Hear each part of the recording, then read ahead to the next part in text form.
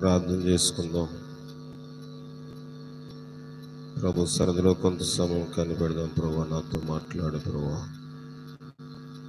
నీ వాక్యం నాకు అందింప చేయండి ప్రభు. ప్రార్థన చేయండి, ఎవరు మౌనంగా ఉండవద్దు. అందరూ దేవుని సన్నిధిలో ఉన్నామని గ్రహింపుతో ఉందాము. నాతో మాట్లాడు ప్రభు, నీ వాక్యం ద్వారాగా నా రహస్య జీవితాన్ని నాకు బయలుపరచు ప్రభు. ప్రార్థన చేద్దాం. జీవం గల దేవా, నీ ఘనమైన పాదముల కొందనములు. నాయకుడను ప్రభా, ఎన్నికైనటువంటి వాడిని దేవా తండ్రి, చెడిపోయినటువంటి వాడిని, పాపంలో ప్రధానుడను పరిశుద్ధుల అల్పుడను మీరు అని జ్ఞాపకం చేసుకొనుము. నీ వాక్యం ద్వారా నాతో మాతో మీరు మాట్లాడము. వినగలిగే చెవులు, గ్రహించగలిగే హృదయం అందరికీ మీరు దయచేయండి. లోకమ శాశ్వతమని గుర్తెరిగే భాగ్యము ప్రతిదినము మాకు జ్ఞప్తిలోని కొంచెము ప్రభా తండ్రి. లోకము ధనాశలు గతించిపోవును గాని దేవా తండ్రి, నీ ధర్మశాస్త్రములో ఒక మాట అయినను సున్నాయినను గతించిపోదని వాగ్దానం సెలవిస్తా ఉన్నది కదా. నీ శక్తి మాకు మీరు దయచేయండి. లైకతని మీరు పడగొట్టుము, విగ్రహం అంతర్శక్తులకు బలం మీరు పడగొట్టుము. నాతో మీరుండండి ప్రభా. నీ దివ్యమైన మాటలు బోధించే యోగ్యత అర్హత నాకు లేదు దేవా. అనేక మంది నీ వాక్యం వినడానికి దేవా తండ్రి ఆసక్తి కలిగి ఉన్నారు, తృష్ణ కొనుచున్నారు. ఎవరికి వాక్యము కావాలని మీరు అందించండి. నా యొక్క జ్ఞానము, నా మాట చాతుర్యము ప్రదర్శించడానికి ఇక్కడ నిలబడితే నన్ను డిస్మిస్ చేయము దేవా. నీకు విరోధమైన నియమం ఏది నాలో లేకుండా చేయము తండ్రి.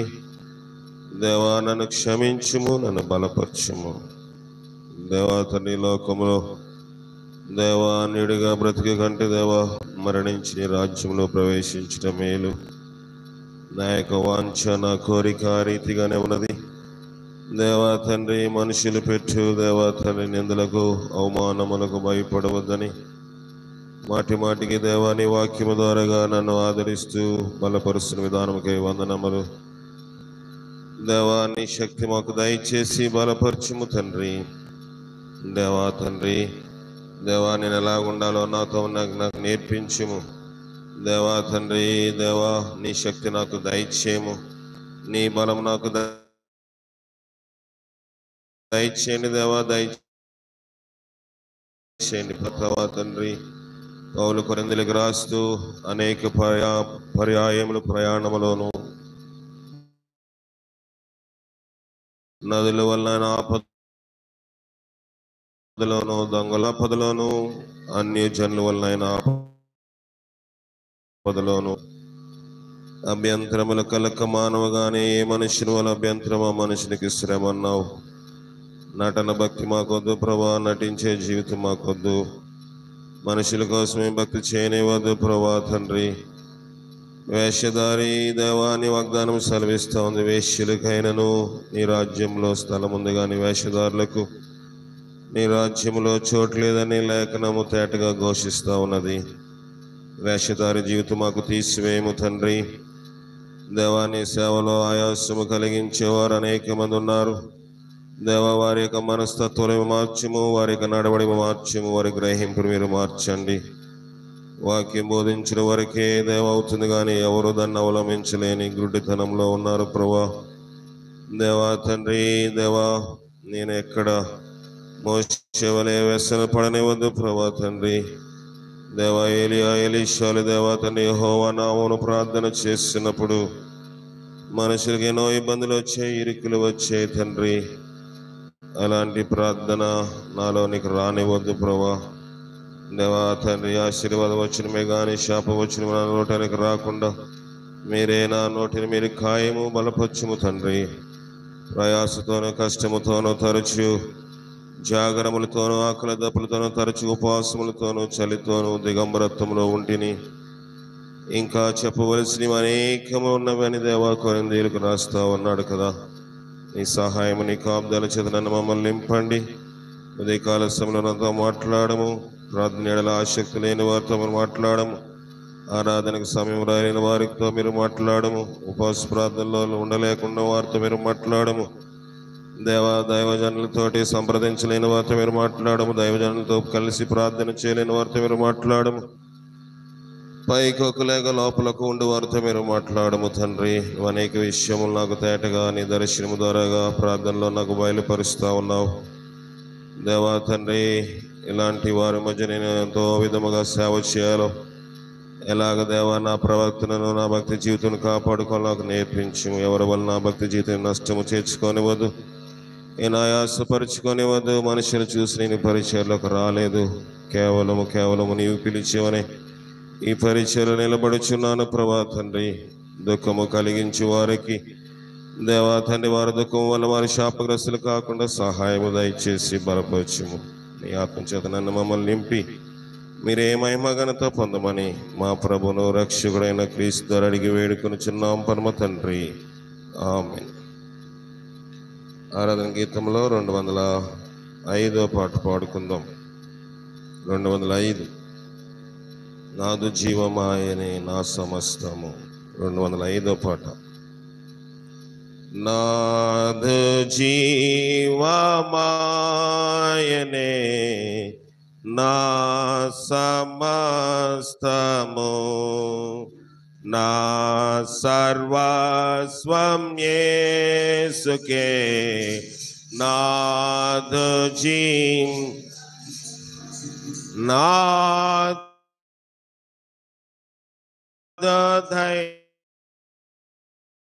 దైవము, నాద దైవము, దివ్య తేజము, నాద జీవమా, నా సమస్తము. కృంగిన వేళ, భంగపడిన వేళ అద్దరికి చేచెను. చొక్కాని లేని నావలె నేను అద్దరికి ఆత్మతో నింపెను. ఆలోచన నాదు జీవమాయనే నా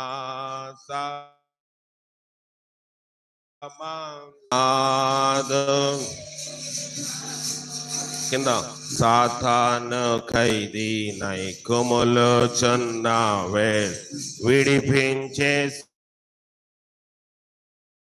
శ్రీయేసుడే అనగా ద్రక్క అధికార బలము. సాతానని అనగా ద్రక్క అధికార బలమే. నాద జీవమాయనే నా సమస్తము, నా సర్వస్వం యేసుకే. నాద కారుమేఘాలే కమ్మిన వేళ, నీతి సూర్యుడు తుఫానులెన్నో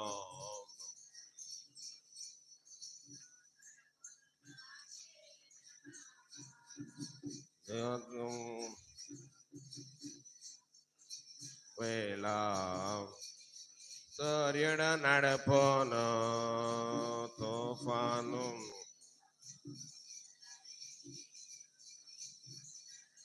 నా జీవిత నావా నన్ను దిగివ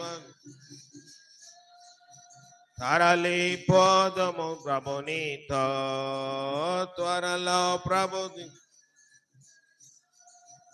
తరలిపోదము నీతో. నాద జీవమాయనే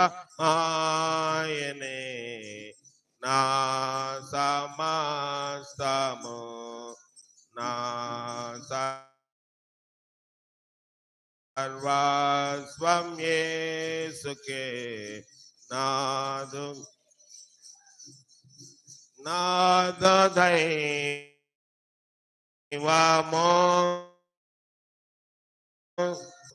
నాద దైవము నా సర్వస్వం యేసుకే నాదు.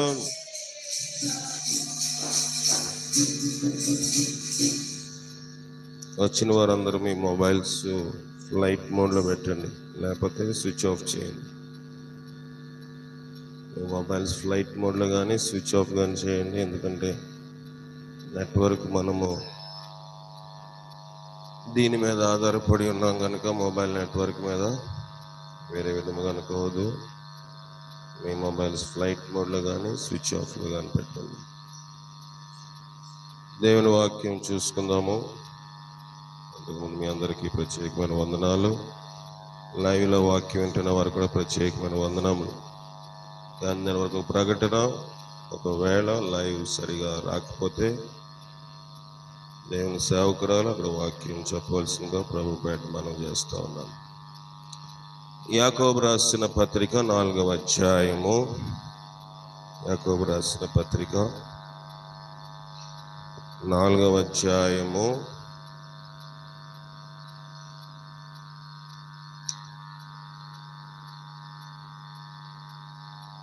1వ వచనం. మీలో యుద్ధములను పోరాటములను దేని నుండి కలుగుచున్నవి? మీ అవయవములలో పోరాడు మీ భోగేచ్ఛల నుండియే కదా. గతించిన వారము మనము పేతురు గురించి, యోహాను గురించి విన్నాం. అలాగే అంతకుముందు వారం కూడా అదే వృత్తాంతము మొదటి భాగము విన్నాం. దానికన్నా ముందు మనము తుఫాన్ల గురించి విన్నాం. తుఫాన్లు ఎందుకు వస్తాయి విన్నాము. తుఫాన్ రావడానికి కారణాలు చెప్పాను. ఎవరైనా చెప్పగలరా? చెప్పగలను, లేచిన బట్టి చెప్పండి. ఎన్ని కారణాలు ఎందుకు వచ్చి? ఎవరు చెప్పలేరు? చూసి కాదు.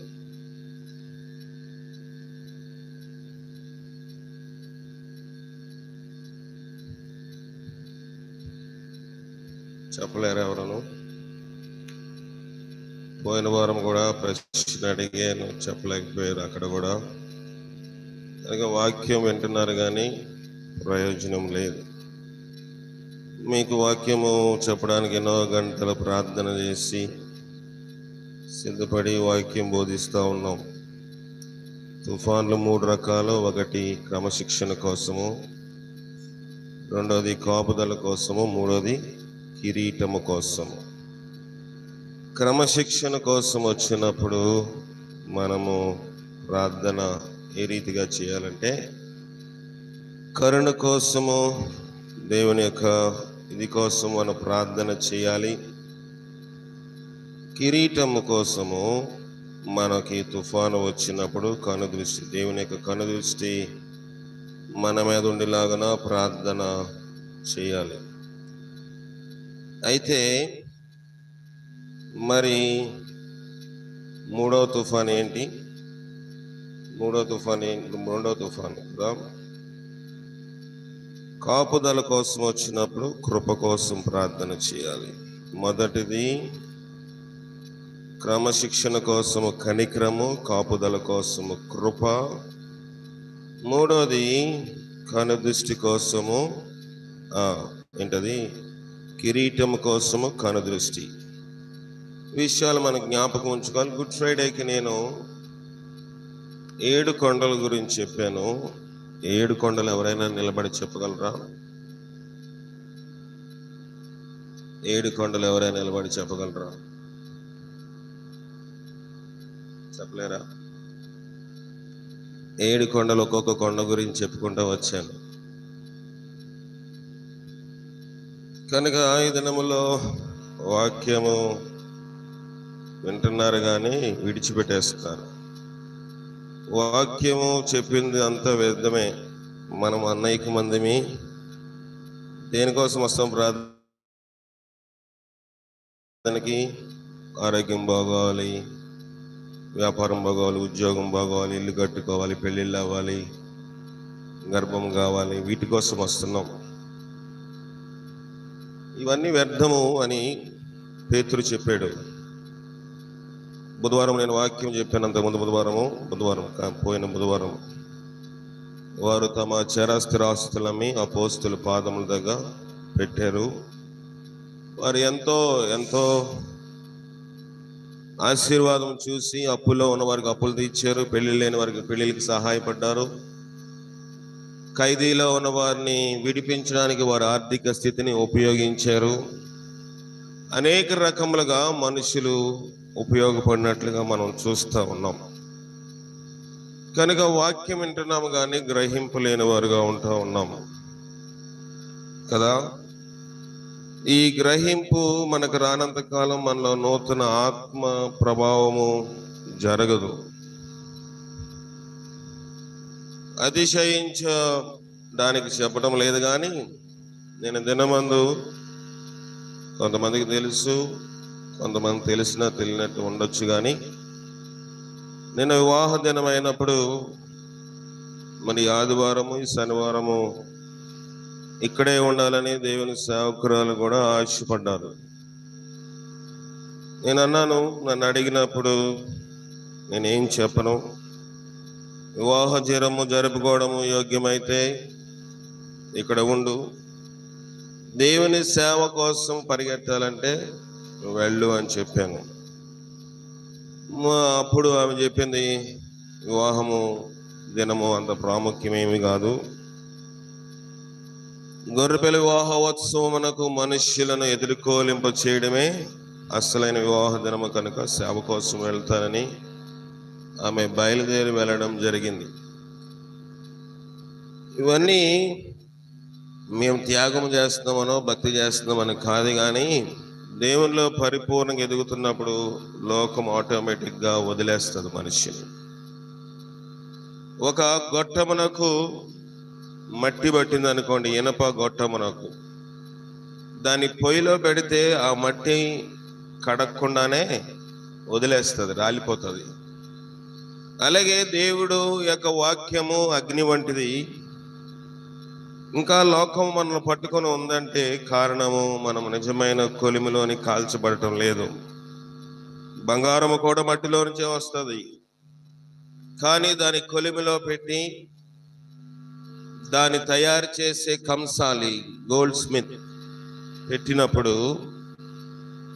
దానికున్న మట్టంతా పోయి దానికున్న స్వరూపము ఇతరులకు అలంకారం ఇచ్చేదిగా, ఐశ్వర్యం ఇచ్చేదిగా, ఆశీర్వాదం ఇచ్చేదిగా లోకంలో ఉంటా ఉంది. కనుక మన యొక్క ఆత్మీయ జీవితము ఆ రీతిగా ఉండాలి. ప్రార్థనకు వచ్చామా వెళ్ళిపోయామన్నట్టు కాదు, కానీ దినదినము దేవుడు మనతో మాట్లాడాలి. అనేకమైన పాఠములు దేవుడు మనకి నేర్పిస్తూ ఉన్నాడు. ఈ యాకోబు పత్రికలో ఇంగ్లీష్లో మీరు అనుకుంటారు ఈ యాకోబు ఇస్సాకు కుమారుడైన యాకోబు అనుకుంటారు, కాదు. ఇంగ్లీష్లో ఇతని పేరు జేమ్స్ అని రాయబడి ఉంటుంది. నాకు ఇష్టమైన పేర్లో ఇది బహు ఇష్టమైన పేరు. ఈ యాకోబు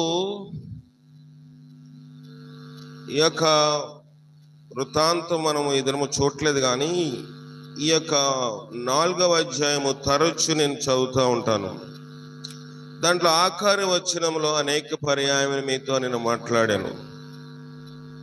అయితే ప్రభు యాకోబు ద్వారాగా సంఘానికి పలుకుతున్న మాట ఏంటంటే, మీలో యుద్ధములను పోరాటములను దేని నుండి కలుగుచున్నవి? మీ అవయవములలో పోరాడు హెచ్చుల నుండియే కదా. పోరాటం అనేది హృదయములో నుండి భోగ ఇచ్చ. భోగేచ్ఛలు అనేవి బహు భయంకరమైనవి. మీ అవయములో పోరాడు మీ భోగేచ్ఛలు.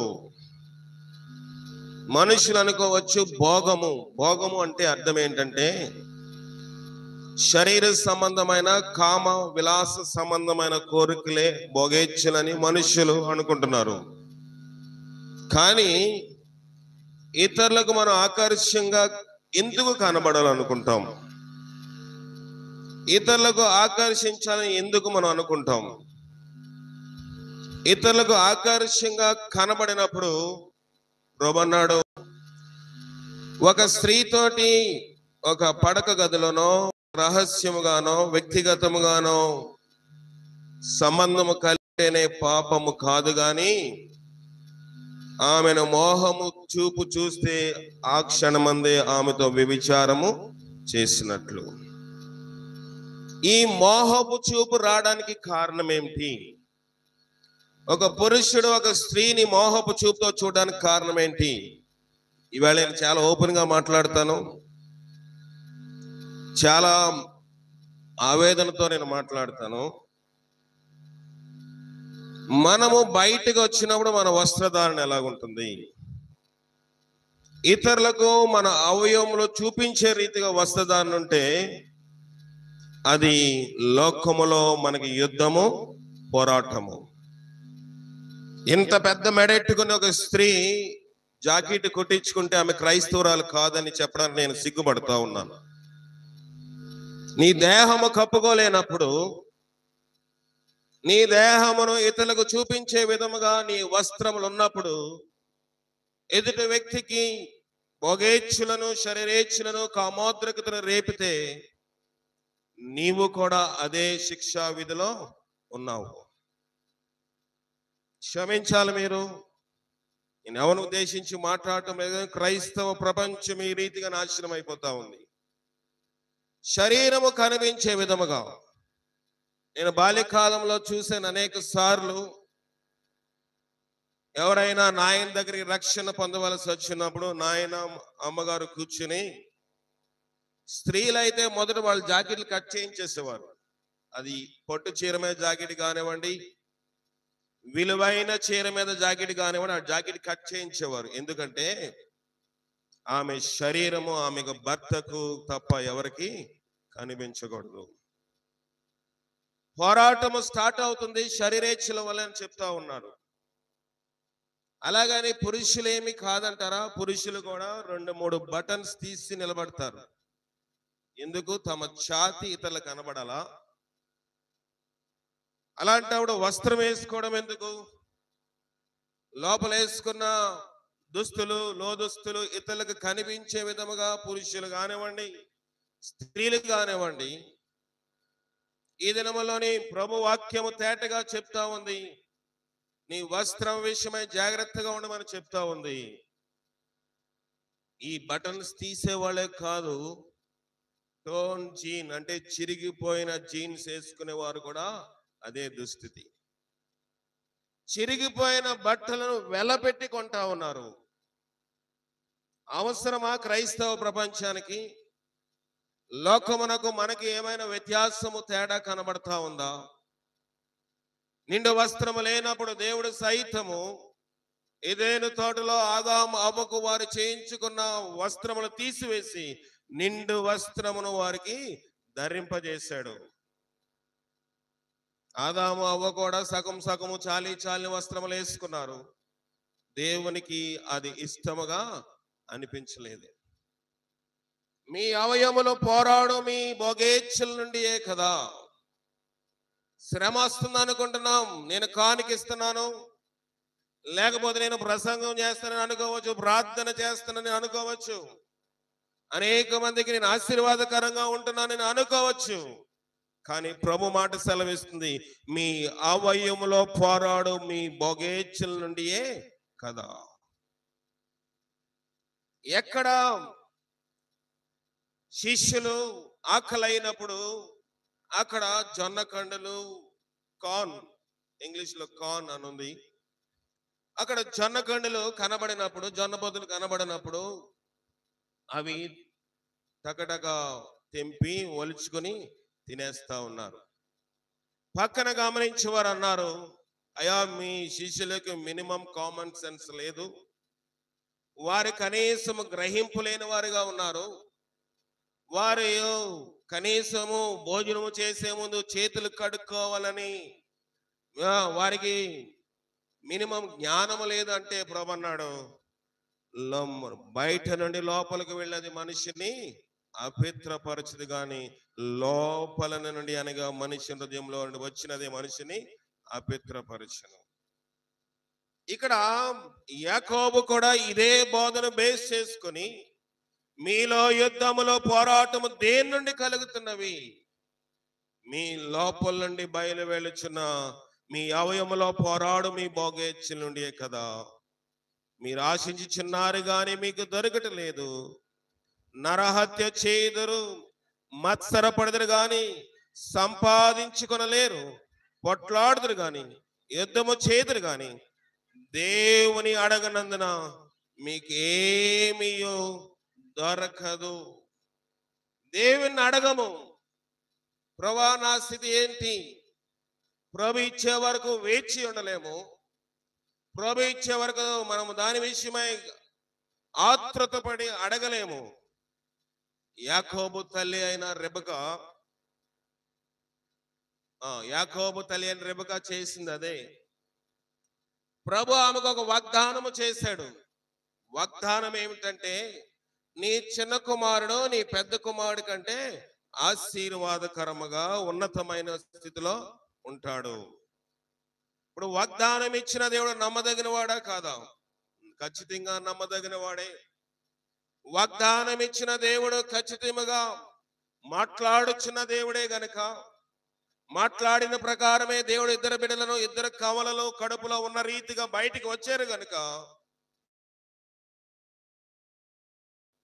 ఆమె అవసాన కాలం దేవుడు తన కార్యము త్వరపెట్టి వరకు ఎలా ఉండాలి, వేచి ఉండాలి. ఉందా? ఉండలేదు. దేవుని చిత్తము చేయడానికి సులువైన మార్గాలు ఏర్పరచుకోవడానికి చూసింది. దేవుని చిత్తము ఎప్పుడు మన చేతిలోనికి తీసుకొనకూడదు. బ్రతుకంతా విచ్ఛిన్నం అయిపోయింది. 21 సంవత్సరములో ఒక కూలివానుగా అత్తవారి ఇంటిలో బ్రతికాడు. ఎవరు? యాకోబు. పేరుకి ఆశీర్వాదం కనబడుతుంది, పేరుకి ఏది పట్టుకుంటే అది దీవెనగా కనబడుతుంది. పొడలు గల గొర్రెలు మేకలు కావాలంటే అవే పుడుతున్నాయి, సాదా సీదాగా పుట్టాలంటే అవే పుడుతున్నాయి. కానీ 21 సంవత్సరంలో ఒక అత్తగారింటి దగ్గర, ఒక మామగారింటి దగ్గర అల్లుడు అనేవాడు గౌరవ మర్యాదలతో బ్రతకాలి. గాని 21 సంవత్సరంలో ఒక స్లేవ్లో ఒక బానిసలాగా బ్రతికాడు. దేవుని చిత్తం మన చేతిలోకి తీసుకుంటే మన పరిస్థితి ఆ రీతిగా ఉంటది. దేవుని చిత్తము మన చేతిలో తీసుకోవడానికి సాహసం చేస్తాం మనం. ఎవరో రెబెకా రీతిగా సాహసము చేసింది. భౌతిక సంబంధంగా ఆశీర్వదించబడినట్టే కనబడ్డాడు. విస్తారమైన గొర్రె మేక మందులు, ఒంటెలు, గాడిదలు, ఎద్దులను, గొర్రెలను అన్ని తీసుకుని బయలుదేరి వచ్చాడు. సంపాదించినదంతయు తాను చేసిన తప్పునకు ప్రాయశ్చిత్తంగా తన అన్నకి బహుమతిగా ఇచ్చేశాడు.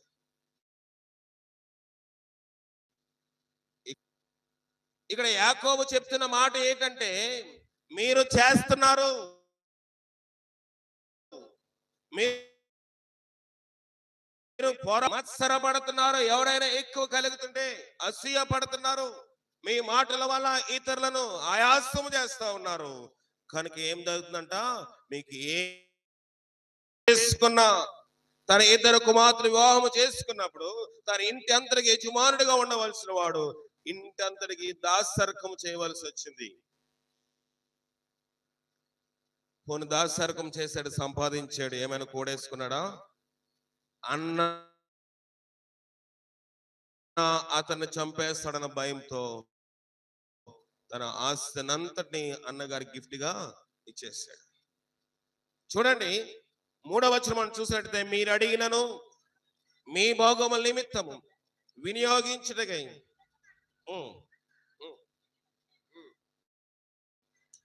ఉమ్, సరిపోతుంది. మీరు అడిగినను మీ భోగముల నిమిత్తము వినియోగించుటకై దురుద్దేశముతో అడుగుదురు. భోగము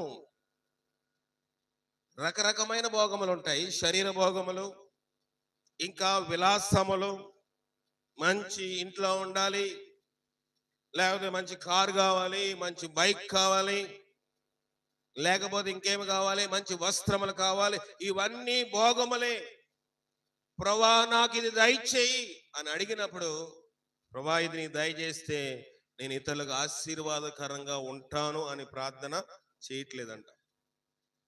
నాకు ఇది దయచేస్తే నేను ఇతరులకు నీ సన్నిధికి నడిపిస్తాను, నాకు నువ్వు ఇది ఇస్తే నీ పరిచర్లో కొంత నేను వాడుతాను. ఆది అపోస్తులు చేసిన పరిచర్య త్యాగం మనం చూసినట్లయితే, చెదరిపోయిన వారు అనేకులు సంచరించుచు సువార్త చేశారు, ప్రకటన చేశారు. ఉండి మన ఊర్లో మనం సువార్త చేయలేకపోతున్నాం. మీరు అనుకుంటారు సువార్త అంటే ఏదో ట్రాక్టర్ మీద ఆటో మీద వెళ్ళి 2 పాటలు పాడి ఏదో అర్థం కాని రీతిలో 2 మాటలు చెప్తే సువార్త కాదు. ఇక్కడ వారు సంచరించుచు వ్యక్తిగత పరిచర్య చేస్తూ అనేక మందితో మాట్లాడుతున్నప్పుడు అనేక మంది వారిని ప్రశ్నించారంట. ఎందుకయ్యా మీరు ఇల్లు వదిలేసి వచ్చేసారు? ఎందుకయ్యా మీ కుటుంబాలు వదిలేసి వచ్చేసారు? ఎందుకయ్యా మీ భార్య బిడ్డలు వదిలేసి వచ్చారంటే, మేము దేవుణ్ణి నమ్ముకున్నాం. దేవుణ్ణి నమ్ముకుంటే మూలుగులు తింటే మెళ్ళ వేసుకోవాలా అడుగుతారు. ఆ సామెత ఉంది ఇక్కడ. మూలుగులు తింటే మెళ్ళ వేసుకోవాలని సామెత ఉందా? దుమ్ములు తింటే, మాంసం తింటే ఎక్కడంటే ఏంటంటే ఎముకలు మెళ్ళ వేసుకోవాలా? ఇప్పుడు భక్తి అంటే హృదయంలో ఉంటే సరిపోదా? ఇతరులకు తెలియాలా అనే విధంగా అడిగితే కుదురుగా ఉండకూడదా? మీరు మీ భక్తి ఏదో మీరు చేసుకోవచ్చు కదా. అందరికీ తెలిసేలాగా ప్రార్థన చేయాలంటే ఇక్కడ కుదురుగా ఉంటే మాకు పరలోకములో కుదురుబాటు ఉండదు. కనుకనే మేము ఇక్కడ కుదురు లేకపోయినా పర్లేదు, ఉండకపోయినా పర్లేదు, మా శరీరేచ్ఛలు భోగేచ్ఛలు మాకు తీరకపోయినా పర్లేదు, కానీ దేవుని రాజ్య సువార్త మేము ప్రకటన చేస్తాము. మీరు అడిగినను మీ భోగముల నిమిత్తం ఉపయోగించగే దురుద్దేశముతో అడుగుదురు కనుక మీకు ఏమీ దొరకటం లేదు. ఏమీ దొరకటం లేదంట. మీరు దురుద్దేశముతో అడుగుతా ఉన్నారు. అక్కడ కింద అన్నాడు, వ్యభిచారులారా, ఈ లోక స్నేహము దేవునితో శత్రుత్వం అని మీరు ఎరుగురా. కాబట్టి ఎవడు ఈ లోకముతో స్నేహము చేయగోరునో వాడు దేవునికి శత్రువు. నేను లోకముతో స్నేహము చేయవాడు, ఈ లోకముతోటి బంధత్వం కలిగిన వాడు. అంటే మీరు అనుకోవచ్చు లోకం అంటే అంత లోకమే కదా అని. ఈ లోకం అంటే వెలుపల ఉన్నవారు, దేవుని నీతిని తెలుసుకున్నటువంటి వారు, దేవుని రాజ్యం గురించి అవగాహన లేనటువంటి వారు, లోకంలో అన్యాక్రాంతంగా బ్రతుకుతున్న వారు, స్వార్థ తెలిసి కూడా, నిజమైన వాక్యము తెలిసి కూడా ఏదో అలవాటుగా ఆచారంగా ప్రార్థనకి వెళ్ళేవారు. అట్టి వారితో మీరు సాంగత్యముగా ఉండకూడదు. ఇక్కడ యాకోబు ఒక్కడే కాదు, పాత నిబంధన గ్రంథంలోని కీర్తనలు రాసిన మొదటి గ్రంథం 1వ అధ్యాయం, దుష్టుల ఆలోచన చెప్పు నడవక, పాపుల మార్గం నిలవక, అపహాసకులు కూర్చుని చోటను కూర్చుండక, యెహోవా ధర్మశాస్త్రమందు ఆనందించుచు దివారాత్రము దాన్ని ధ్యానించువాడు ధన్యుడు. దుష్టుల ఆలోచన చెప్పు నడవద్దు, పాపుల మార్గము నిలవద్దు, అపహాసకులు కూర్చుండి చోట కూర్చోవద్దు. దావీదు దాన్ని గ్రహించాడు. అన్నదమ్ములు ఉన్నారు. దావీదు ఎప్పుడు కూడా అన్నదమ్ముల కోసం లేడు. అన్నదమ్ములకు ఎప్పుడైనా క్యారేజ్ కావాలంటే పట్టుకెళ్ళి వాళ్ళకి భోజనం ఇచ్చేవాడు కానీ, అన్నదమ్ములతో సంభాషించినట్లు కానీ, అన్నదమ్ములతో పాటుగా మిలిటరీలో జాయిన్ అయినట్టు కానీ, అన్నదమ్ములతో పాటుగా అక్కడెక్కడ తిరిగినట్లు కానీ దావీదు గురించి రాయబడలేదు. యేసేపు కూడా తన అన్నగారులకు ఏదైనా ఆహారం భౌతికంగా కావాలని వాళ్ళకి ఇచ్చేవాడు. కానీ ఎన్నడో కూడా యేసేపు వారితోటి ఏకీభవించలేదు. గనుకనే దేవుడు ఉన్నతమైన మెట్లో యేసేపుని ఆశీర్వదించాడు. కనుక ఈ లోక స్నేహము, ఇది భయంకరమైన పదము. మనము అటు ఇటుగా ఉంటాము. ప్రభు వాక్యం చెప్తా ఉంది, మీరు చల్లగానైనా ఉండి వెచ్చగానైనా ఉండి నిలువెచ్చని స్థితిలో ఉంటే బయటకు ఉమ్మివేయబడతాం. లోకములో ఉంటే పూర్తిగా లోకంలోనే ఉందాం, లేకపోతే దేవుని సన్నిధిలో అలాగైనా ఉందాము. అటు ఇటుగా ఎంతకాలం ఉన్నా విఫలముగా లోకముతో మేమెందుకు సంబంధం కలిగి ఉండకూడదు? ఈ లోకముతో ఫ్రెండ్షిప్ ఎందుకు చేయకూడదు? చేయకూడదమ్మా. ఈ లోక స్నేహము, దేవునితో వైరము బైబిల్ చెప్తా ఉంది. మన యొక్క వేరులు ఎవరితో ఉన్నాయి? ఒక మంచి భక్తుడు ఉన్నాడు, ప్రార్థనాపరుడైన వాడు, దేవునితో నడిచినటువంటి వాడు, అపోస్తలుల లిస్టులో ఉన్నాడు. కానీ అతడు ప్రభుతో ఉంటూ లోకముతో స్నేహము చేశాడు. ఆ రొట్టె తీసుకుని, ఆ రొట్టెలో ముక్క తీసుకుని వెంటనే బయటికి వెళ్ళిపోయాను. అది రాత్రి వేళ అని బైబిల్ చెప్పుచుంది. ఉందా ఆ మాట? చూద్దాం, చూడండి.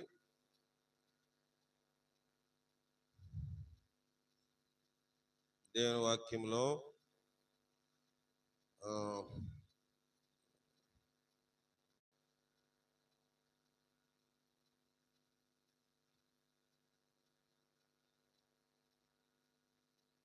యోహాను 13:27. యోహాను 13:27. వాడు ఆ ముక్క పుచ్చుకొనగానే సాతాను వానిలో ప్రవేశించెను.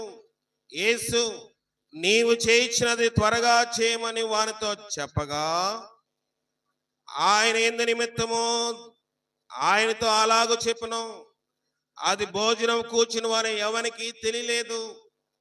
డబ్బు సంచి యోధా యొద్ద ఉండెను గనుక పండగకు తమకు కావలసిన వాటిని కొనమనైనను బేదలకు ఏమైనా ఇమ్మని అయినను యేసు వానితో చెప్పినట్లు కొందరు అనుకొనిరి.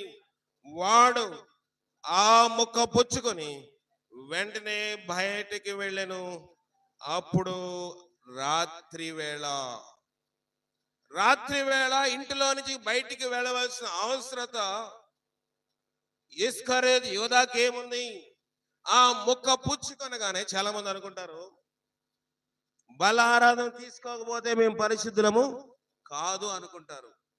కానీ విచారకరమైన విషయం ఏంటంటే, చూడండి 27వ వచనము. వాడా ముక్క పుచ్చుకొనగానే సాతాను వానిలోనికి ప్రవేశించను. యేసు ప్రభు రొట్టె తింటే సాతానుడు వస్తాడా? యేసు ప్రభు రొట్టె ద్రాక్షారసం తీసుకుంటే సాతానుడి మీదకు వాళ్తాడా? వాళ్తాడు. ఎందుకంటే హృదయ శుద్ధి లేదు. హృదయ శుద్ధి లేనప్పుడు అది దేవుని దేహముగా, దేవుని రక్తముగా మనం పరిగణించకుండా అనాలోచనగా తీసుకుంటున్నాం కనుక నీ అనాలోచన వల్ల, నీ భోగేచ్ఛల వల్ల అది దేవుని యొక్క శరీరముగాను రక్తముగా నీ విషయమై అది తీర్చబడదు. గనుక నీ విషయమై అది కేవలం ఒక రొట్టె మాత్రమే, నీ విషయమై కేవలం అది ద్రాక్షారసం మాత్రమే. గనుక దాంట్లో ఏమీ తేడా రాదు. వాడా ముక్క పుచ్చుకొని గానే సాతానుడు ప్రవేశించేశాడు. చూడండి, అనేక సార్లు బలారాధనలో మనం స్కిప్ చేయడానికి మనసాక్షి ప్రభుతో ఉన్నవాడు గనుక, ప్రభు ఆరాధనలో పాలు పొందినవాడు గనుక, ప్రభు యొక్క జీవితంలోని ప్రభు యొక్క విధానంలో నడిచిన వాడు గనుక, అపోస్తలుగా నిలబడినవాడు గనుక, దేవుని దగ్గర నుండి చూశాడు గనుక పర్వాలేదులే అనే మనసాక్షి ఇస్కరియోతులో బలముగా నాటుకొని పోయింది. డబ్బు సంచి అనుకున్నాడు కానీ అది కానుక సంచి అని గుర్తు పడలేదు. అది రొట్టె అనుకున్నాడు కానీ దేవుని దేహం అని ఒక ఇంకిత జ్ఞానం, కామన్ సెన్స్ లేని వాడుగా ఉన్నాడు. సాతాను ప్రవేశించింది. సాతాను ఎప్పుడైతే ప్రవేశించిందో మిగతా 12 మంది అంటే యేసు ప్రభుతో ఉన్న మిగతా 11 మంది ప్లస్ యేసుతో కలిపి 12 మందితోటి ఈ 13వ వాడి కలిసి ఉండలేకపోయాడు గనుక రాత్రి వేళ బయటికి వెళ్ళిపోయాడు. మన వేర్లు ఎక్కడున్నాయి? మన యొక్క రూట్స్, మన యొక్క చెట్లు, అనేకమైన పెద్ద చెట్లు మనం చూస్తున్నది అదే. నీవు ఇక్కడే ఉన్నావు, నీ దేహం ఇక్కడే ఉన్నది, నీ శరీరం ఇక్కడే ఉన్నది. కానీ నీ యొక్క వేరులు, నీ యొక్క స్నేహాలు, నీ యొక్క బాంధవ్యాలు, నీ యొక్క ముచ్చటలు, నీ యొక్క ఆలోచనలు నువ్వు ఎవరితో సంప్రదిస్తా ఉన్నావు? పరిశీలన చేసుకో. నీ సంప్రదింపులు ఎవరితో ఉన్నాయి? ఇక్కడ బైబిల్ తేటగా చెప్తా ఉంది. వాడు ఏం చేశాడంట? ఇక్కడ పాఠంలోకి వచ్చేద్దాము. ఈ లోక స్నేహము దేవునితో వైరమని మీరు ఎరుగరా? కాబట్టి ఎవడు ఈ లోకమును వాడు దేవునికి శత్రువు. లోకంతో స్నేహం చేస్తే మనం అనుకుంటాము ఈ ఫలానా వాడు ఆమెతో స్నేహం చేస్తున్నాడు, ఫలానా ఆమెతో స్నేహం చేస్తున్నాడు కనుక నాకు శత్రువు అనుకుంటున్నావు నీవు. కానీ లోకపరముగా ఈ లోకస్తుతో స్నేహం చేసేవాడు, లేకపోతే లోకపరంగా ఒక స్త్రీ కానివ్వండి, ఒక పురుషుడు కానివ్వండి, వాళ్ళకున్న స్నేహంతో వారు దేవుని నామమును ఎరిగినటువంటి వారు కాదు కనుక వారితో స్నేహం చేస్తే వాడు చుట్టుపక్కల వాళ్ళతోటి బంధం తెగిపోవడం పక్కన పెడితే దేవునికే శత్రువు అయిపోతున్నాడు గనుక యుద్ధము దేవుడు ప్రకటన చేస్తున్నాడు. దేవుడే యుద్ధము ప్రకటన చేస్తే మనం ఎవరు తప్పించలేరు. ప్రార్థన చేస్తే అది తగ్గదు, ప్రార్థన చేస్తే విడుదల రాదు, ప్రార్థన చేస్తే ఆ కార్యము నుంచి, ఆ సమస్య నుంచి, ఆ విపత్తు నుంచి బయటికి రాలేకపోతున్నామంటే కారణం ఏంటంటే స్నేహము, బాంధవ్యాలు లోకముతో పెనివేసుకోబడ్డాయి గనుక.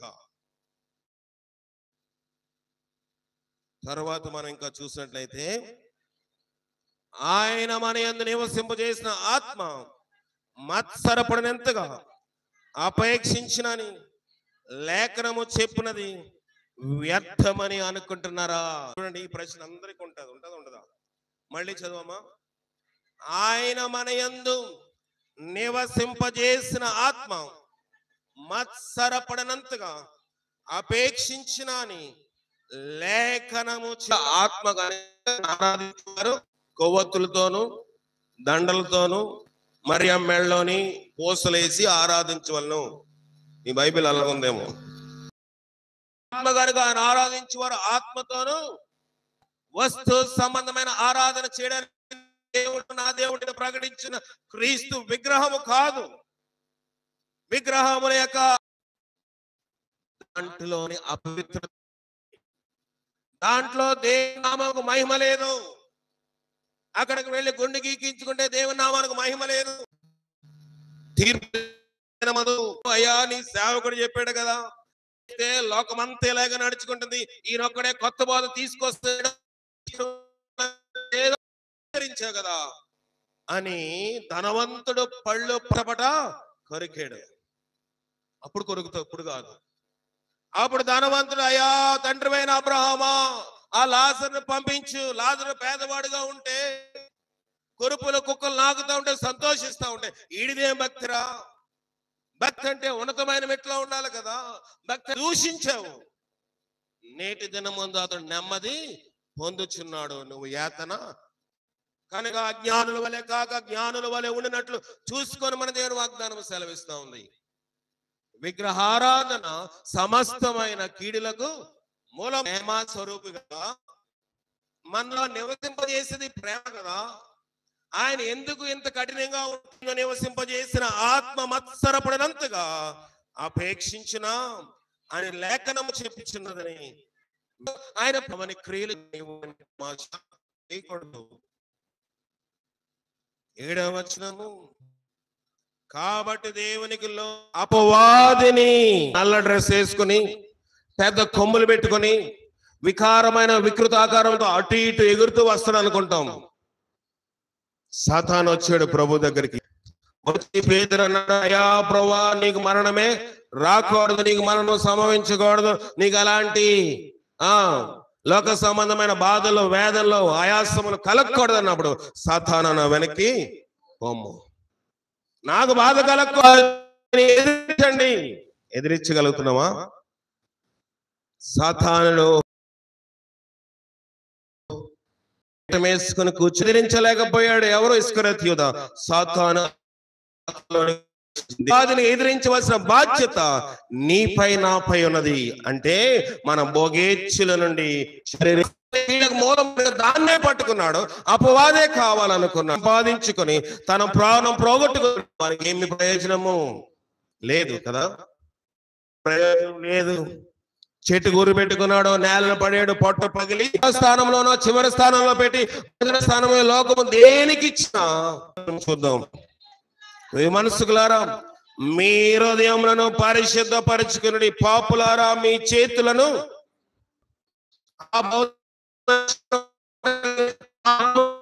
మీ చేతులు పూనుకుంటా ఉన్నాయి.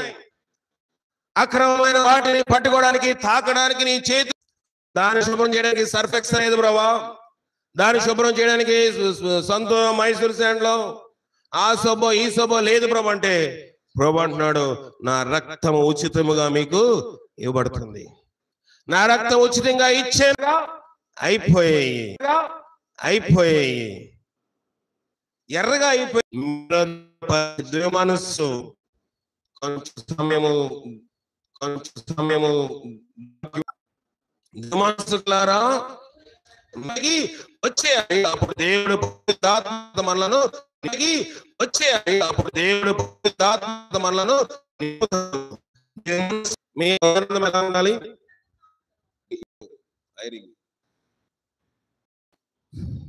ఒక్క నిమిషం.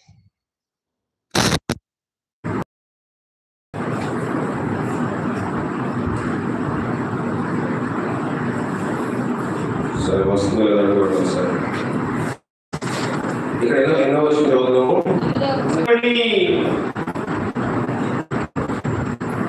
గుడిలో ఉంచబడినవి అవి నీ కవుల్లో కనబడదు కదా. ఈ నెట్వర్క్ యాక్ట్ అవి నీ కవుల్లో కనబడదు కదా. నా సంచారంలో లెక్కించినావు. ఇదైతే వస్తుంది అక్కడ రావట్లేదు. ఇది వస్తుంది అక్కడ రావట్లేదు. అవి నీ కవులలో కనబడను కదా. సంచారంలో లెక్కించాడంట. కన్నీళ్ళు ఎక్కడున్నాయంట? ఆయన గుడిలో దాచాడు. కన్నీటి ప్రార్థన ఉంటే ఇక్కడ ప్రభుత్వం చెప్తాడు మీ ఆనందం ఏం చేయమంటాడు? చదవండి మళ్ళీ చదవండి. ఎన్నో వచ్చిన 10వ వచనమా? 9 వ్యాఖ్యలపడి దుఃఖపడి ఏడుడి మీ నవ్వు దుఃఖమునకును మీ ఆనందము చింతకును మార్చుకొనడి. మీ యొక్క నవ్వును మీ నవ్వు దుఃఖము దుఃఖించినప్పుడు కన్నీళ్ళు వస్తాయి. దుఃఖపడాలి దేవుడి కన్నీరు యొక్క ప్రార్థనలో దేవుడి యొక్క ఆశీర్వాదం మెండుగా ఉంటది. మీ యొక్క దుఃఖము ఎలా ఉండాలంటే మీ యొక్క నవ్వు దుఃఖముగా ఉండాలి. మీ ఆనందం చింతగా ఉండాలి. అప్పుడు ఏమవుతుందంట? ప్రభు దృష్టికి మిమ్మల్ని మేము తగ్గించుకోండి. అప్పుడు ఆయన మిమ్మల్ని మనం హెచ్చించుకుంటే కాదంటే ఎవరు హెచ్చించాలి? దేవుడు హెచ్చించాలి. దానికంటే ముందు దుఃఖపడాలి, వేదన పడాలి, కన్నీరు కార్చాలి. కొంతమంది కన్నీరు ప్రార్థన అంటే హేళన చేస్తారు. ఎప్పుడు కన్నీరు కార్చడం అంటే దావీదు అంటాడు నా కన్నీరు నీ గుడ్డిలో. ఇక్కడ కార్చేసాం కదండి, తుడిసేసాం కదా, ఎండిపోయాయి కదా అనుకుంటావు. కానీ దేవుడి యొక్క గుడ్డిలోని నీ కన్నీళ్లు భద్రముగా ఉన్నాయి. నీ కన్నీరు దేవుడి దృష్టిలోని ఎంత హృదయపూర్వక లోబడి కన్నీరు విడుస్తావో ఆ రీతిగా దేవుడు హృదయం కఠినమైపోతా ఉంది. అందుకే మీరు పోరాడుతా ఉన్నారు, భోగేచ్ఛలో పోరాడుతా ఉన్నారు. వాటినన్నిటిని విడిచిపడి ప్రభుకు లోబడమంటాడు. 11వ వచనము తన సహోదరికి విరోధంగా మాట్లాడి ధర్మశాస్త్రం నీవు ధర్మశాస్త్రములకు తీర్పు ధర్మశాస్త్రము నెరవేర్చువాడు కాక న్యాయము విధించువాడు అయితివి. సహోదరులారా, అపహాసకులు కూర్చుండు చోటన కూర్చుండక ఇక్కడ మాట్లాడుతున్నాడు, ఒకరికి విరోధముగా ఒకరు మాట్లాడకూడదు. విరోధముగా మాట్లాడే అవసరం మనకు ఉండకూడదు. అయ్యో, ఎవరి గురించి అయినా చెడు తెలిసిన, ఎవరి గురించి అయినా ఒకరు ఎవరైనా వ్యర్థంగా మాట్లాడితే మనం చెప్పాలి, అమ్మా ఇలాంటి ఆయాసకరమైనవి, ఇలాంటి చెడ్డ మాటలు నాకు చెప్పకు. అలాగ చెబితే నేను ఆమె ఎడలా లేకపోతే అతని ఎడలా మరొకసారి మంచి హృదయం కలిగేను ఉండదు. ఈమె ఇలాంటిదా అనే భావన మనలోకి వచ్చేస్తాం. ఈ ఎవరస్ ఇలాంటి వాడా, ఈ పెద్ద ఇలాంటి వాడా అనుకుంటాము. జరిగిందేదో మనకి తెలియదు. తెలుసా, రాత్రి విన్న వాక్యం అదే. భార్యను ఆధారం చేసుకున్నాడు. చూడండి, ఇర్మియా క్షమించాలి, ఇర్మియా 17:5 ఇర్మియా 17:5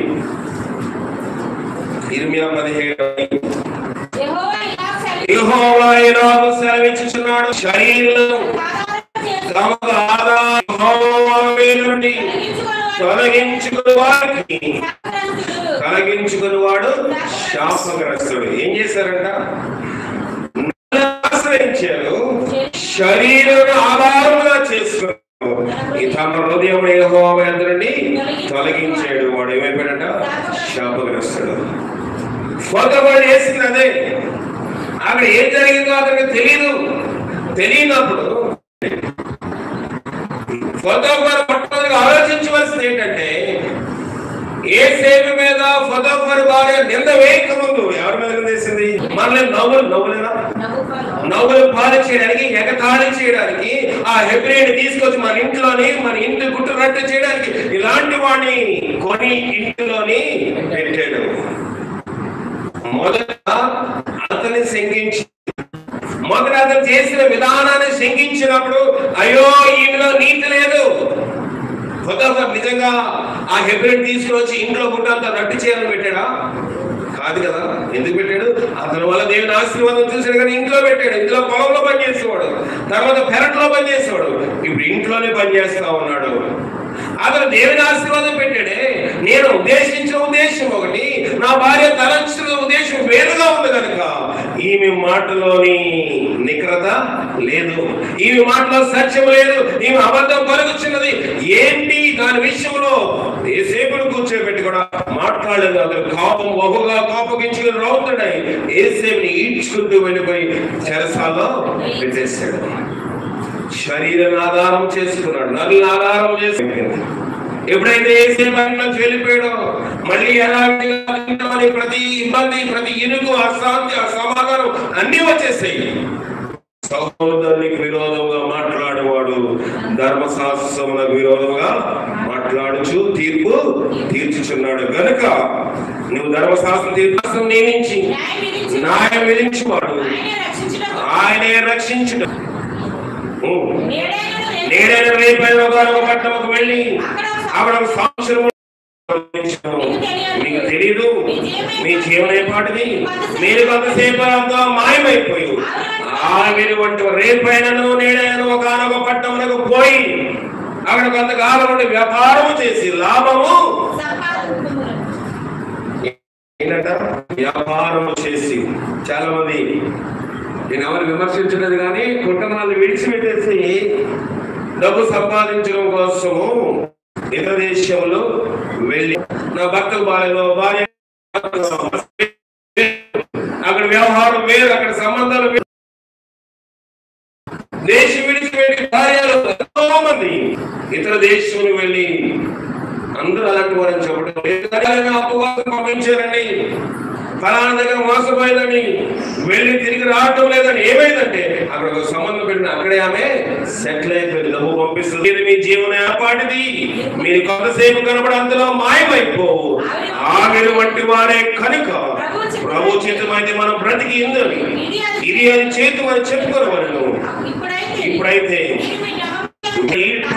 మీరు మీ డంబము యందు, డంబము అంటే నాకు ఏదైనా మీ దగ్గర లేని వస్తున్నా దగ్గర అనుకోండి, నాకు కొంత ఊపోయి నేను వస్తువు నేను గొప్పవాడిని, నేను ఏదైనా మీ మధ్యలో చెడ్డది. మీరు మీ డబ్బు అతిశయించు. ఎవరికైనా వస్తువు లేకపోతే నీ దగ్గర ఉంటే నేను కాబట్టి బట్టి దేవుడు ఆరోగ్యం ఇచ్చేదానికి రూపాయలు చూపించిన వాళ్ళు కానీ నమ్మలేని మనం అతిశయము పడకూడదు. ఇది అతిశయం కాబట్టి మెయిన్ అక్కడికి ఏమొచ్చేస్తుందంట పాపము. మేలైనది చేయలేని ఇలా ఉండకుండా మరి స్థానస్థానంగా ఉంటే పాపము కలుగును. మేలైనది చేయగలగాలి, ఇంకా అందులో ఉన్న వారికి సహాయపడాలి, ఇరుకులో ఉన్న వారికి సహాయపడాలి, అనారోగ్యం వారికి. మనమైతే ఏం చేస్తాం, చూసి పక్కగా వెళ్ళిపోయాడు. లేవీడు కూడా వచ్చాడు, చూశాడు, పక్కగా. ఆ తోమని ఎవరైనా సమరయుడు వెళ్ళాడు. అతను చూచి అతని మీద కనికపడ్డాడు, జాలిపడ్డాడు. చూడండి లైవ్ లో ఏదో మిస్టేక్ అవుతాడు. అతను చూచి ఏమన్నా ఉందా, కట్టు తీసుకోండి, ఏముందా అంతేనా? బట్టలు దోచుకుని అతను కొట్టి. పెళ్లికి వెళ్తే మనం 1000 రూపాయలు వేస్తే రేపు మన పెళ్లికి వస్తే ఖచ్చితంగా 2000 వేస్తాడంటేనే, లేదా 1000 తిరిగి వస్తాడంటేనే మనం ఆ పెళ్లికి వెళ్తాం, ఆ శుభకార్యానికి వెళ్తాం. కానీ ఇక్కడ అతను చూచి ఎక్కడికి వెళ్ళాడంట, దగ్గరికి వెళ్ళాడు. ఒక రక్తము మడుగుల్లో నీకు కొట్టుకుంటున్న వాడు ఎలా ఉంటాడు? వాసన వస్తుంది, నీచు వాసన భరించలేము. చేపల వాసన భరించవచ్చు, కానీ రక్తం మడుగులో ఉన్నవాడు వాసన భరించలేము. ద్రాక్షారసం పోసలేదు, అతను వాహనం మీద కూడా ఎక్కించాడు. అయ్యో ఈ వాహనం నాదండి, నేను తప్ప ఎవరు ఈ వాహనం మీద కూర్చోడానికి వీల్లేదు. ఈ కార్ నేను చాలా నీట్గా మెయింటైన్ చేస్తున్నాను, దేవుడు నాకు ఇచ్చాడు, మీకు కావాలి 10 రూపాయలు ఇస్తాను, బస్సు వచ్చేయండి. అది న్యాయమా? నువ్వు కారు ఒంటరిగా పోతా ఉన్నావు, నీ బండి మీద ఒంటరిగా వెళ్తాను, ఎవరిని ఎక్కించుకోవాలండి? మా అమ్మని అడగాలండి, నా బండి ఎవరికి బాయ్ ఫ్రెండ్తో తిరిగినప్పుడు ఎవరు అడగ అవసరం లేదు. నీ ఇష్టానుసారంగా నీ విలాసాలకి, నీ వ్యభిచారాలకి, పాపానికి, కామ విగ్రహాలకు, నీ జాగ్రత్తలో తిరిగినప్పుడు ఎవరిని అడగ అవసరం లేదు.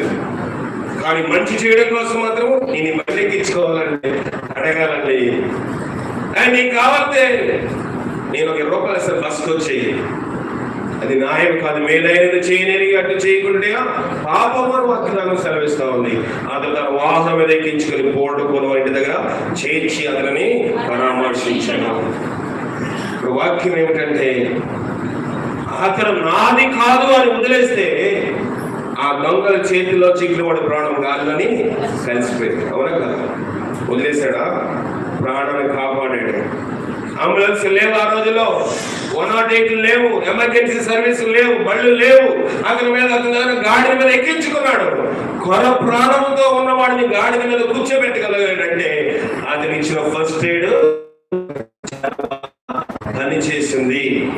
నూనె ద్రాక్షారసం పోసి అతను నెట్ లేకుండా చేశాడు. మొదట యాంటీబయాటిక్ కాదు, అతనికి ఇచ్చింది ఒక మత్తు మంది ఇచ్చాడు. ద్రాక్షారసం పోసిన వెంటనే అతను ఒంట్లో ఉన్న నిబంధన తగ్గిపోయింది. ఇప్పుడు కూర్చోగలిగాడు. గట్టిగా అతన్ని తన ఒంటి కట్టుకుని నాది కాదు, నా భార్య విడవదనుకుంటే ఇంట్లో పని అలాగే ఎటో పెడదాన్ని పోతుంది. నీకు అవకాశం ఉంటే నువ్వు చేయి, నాకు అవకాశం ఉంటే నేను చేయదు. ఎవరికి అవకాశం ఉంటే అది చేయాలి, కానీ చేయనెరిగి చేయకుండా పాపము. కనుక ప్రభు యాకోబు ద్వారా మనతో మాట్లాడుతూ ఉన్నాడు. మనం ఏ రీతిగా ఉన్నాము, మనం ఏ రీతిగా ప్రభువుని కనపరుస్తున్నాము, మనం పరిశీలించుకున్నట్టుగా పరిశుద్ధాత్మ శక్తి మనకు సహాయం చేసి కాపాడుగా. ప్రార్థన చేస్తుంది. 2 నిమిషాలు అందరూ నోలి ప్రార్థన చేయండి. అందరూ నోలి ప్రార్థన చేయండి. ఎవరు మౌనంగా ఉండదు, దయచేసి ఎవరు మౌనంగా ఉండదు. ప్రభు ఇప్పుడు దాకా మాట్లాడిన సమయంతో మాట్లాడదాం. 2 నిమిషాలు మాట్లాడదాము. యాకోబు కఠినంగా మాట్లాడుతూ ఉన్నాడు. ఆయాసం వల్ల కాదు, ఏదో శాపం రావాలని కాదు, ఏదో దీవెన పొందకూడదని కాదు, కేవలము నీ దయ పొందాలని. మనిషి ఎవరు మౌనంగా ఉండవద్దు, ఎవరు అక్రమంగా దాకా మాట్లాడినట్లుగా ఇంకా మొత్తం మాట్లాడి బలపరిచినాం. మా ప్రభువు రక్షణ అడిగి వేడికి వచ్చినాం పరమ తండ్రి. ఆమేన్. లేచి పడిన తర్వాత ఆధారంగా పాట పాడుచుండగా కానుకలు సమర్పించుకున్నాం.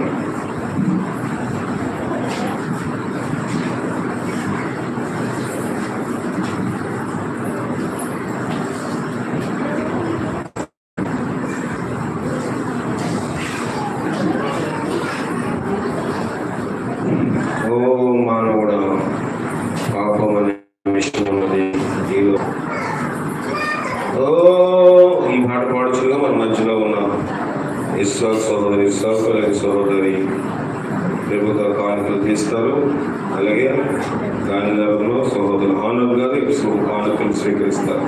అందులో ఏం చేయబడదాం? మీ బైబిల్ మీ చేతితో పట్టుకోండి. మీరు శాంతా పట్టే వారికి అనుకూలంగా మీ మధ్యలో గ్యాప్ ఉంచారు. 265. ఓ మానవుడా, పాపమనే విషమున్నది లోకంలో, యేసు మాట వినరము మానవుడా, యేసు మాట వినరము. రాజులు రాజున ప్రతి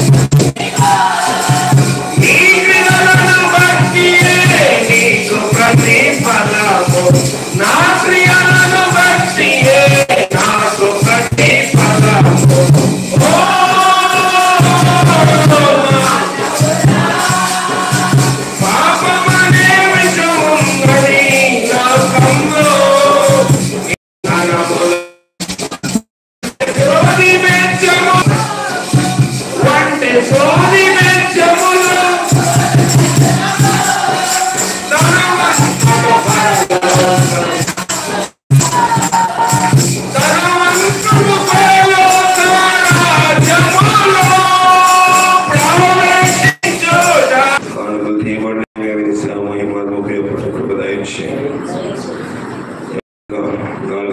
ఒక కొన్ని విషయాలు మాత్రమే మాట్లాడే విధానం కానీ ఇంకా మేము చేయటకు శరీరం ఆధారం చేసుకుని నరులను ఆధారం చేసుకుని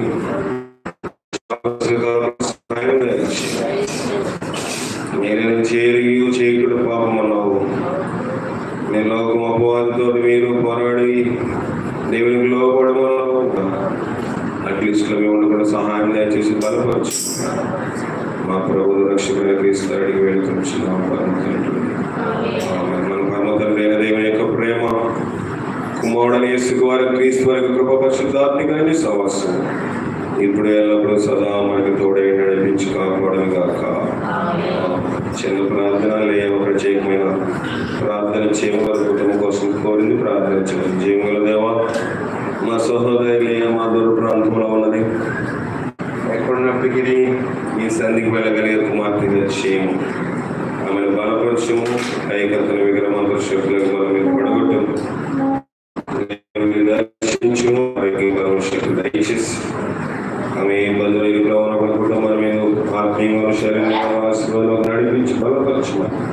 క్రీస్తు వేడుకొంచున్నాం తండ్రి. లైవ్ లో వారికి ప్రత్యేకమైన